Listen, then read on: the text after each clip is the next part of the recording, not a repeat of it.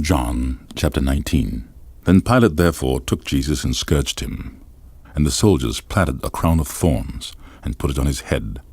And they put on him a purple robe, and said, Hail, King of the Jews! And they smote him with their hands.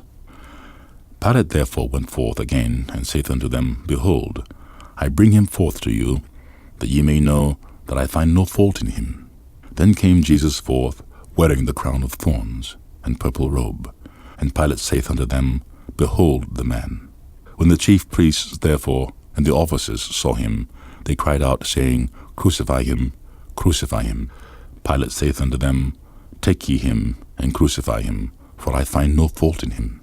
The Jews answered him, We have a law, and by our law he ought to die, because he made himself the Son of God. When Pilate therefore heard that saying, he was the more afraid, and went again into the judgment hall, and saith unto Jesus, Whence art thou? But Jesus gave him no answer. Then saith Pilate unto him, Speakest thou not unto me? Knowest thou not that I have power to crucify thee, and have power to release thee? Jesus answered, Thou couldest have no power at all against me, except it were given thee from above. Therefore he that delivered me unto thee hath the greater sin. And from thenceforth Pilate sought to release him. But the Jews cried out, saying, If thou let this man go, thou art not Caesar's friend. Whosoever maketh himself a king speaketh against Caesar. When Pilate therefore heard that saying, he brought Jesus forth, and sat down in the judgment seat in a place that is called the Pavement, but in the Hebrew, Gabbatha. And it was the preparation of the Passover, and about the 6th hour. And he saith unto the Jews, Behold your king. But they cried out, Away with him, crucify him. Pilate saith unto them, Shall I crucify your king? The chief priests answered, We have no king but Caesar. Then delivered he him therefore unto them to be crucified. And they took Jesus and led him away. And he, bearing his cross, went forth into a place called the place of a skull, which is called in the Hebrew Golgotha, where they crucified him, and two other with him, on either side one, and Jesus in the midst. And Pilate wrote a title, and put it on the cross, and the writing was, Jesus of Nazareth, the King of the Jews. This title then read many of the Jews, for the place where Jesus was crucified was nigh to the city, and it was written in Hebrew and Greek and Latin.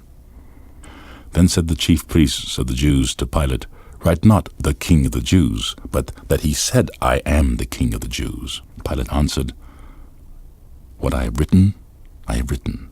Then the soldiers, when they had crucified Jesus, took his garments and made 4 parts, to every soldier a part, and also his coat. Now the coat was without seam, woven from the top throughout. They said therefore among themselves, Let us not rend it, but cast lots for it, whose it shall be. That the scripture might be fulfilled, which saith, They parted my raiment among them, and for my vesture they did cast lots. These things therefore the soldiers did. Now there stood by the cross of Jesus his mother, and his mother's sister Mary, the wife of Cleophas, and Mary Magdalene. When Jesus therefore saw his mother and the disciple standing by whom he loved, he saith unto his mother, Woman, behold thy son. Then saith he to the disciple, Behold thy mother. And from that hour that disciple took her unto his own home. After this, Jesus, knowing that all things were now accomplished, that the scripture might be fulfilled, saith, I thirst. Now there was set a vessel full of vinegar, and they filled a sponge with vinegar, and put it to his mouth. When Jesus therefore had received the vinegar, he said, It is finished. And he bowed his head, and gave up the ghost. The Jews therefore, because it was the preparation that the bodies should not remain upon the cross on the Sabbath day, for that Sabbath day was an high day, besought Pilate that their legs might be broken, and that they might be taken away. Then came the soldiers, and brake the legs of the first, and of the other which was crucified with him. But when they came to Jesus, and saw that he was dead already, they brake not his legs. But one of the soldiers with a spear pierced his side, and forthwith came there out blood and water. And he that saw it bare record, and his record is true, and he knoweth that he saith truth, that ye might believe. For these things were done, that the scripture should be fulfilled, A bone of him shall not be broken. And again another scripture saith, they should look on him whom they pierced. And after this Joseph of Arimathea, being a disciple of Jesus, but secretly for fear of the Jews, besought Pilate that he might take away the body of Jesus. And Pilate gave him leave, and he came therefore and took the body of Jesus. And there came also Nicodemus, which at the first came to Jesus by night, and brought a mixture of myrrh and aloes, about 100 pound weight. Then took they the body of Jesus, and wound it in linen clothes with the spices, as the manner of the Jews is to bury. Now in the place where he was crucified there was a garden, and in the garden a new sepulchre, wherein was never man yet laid.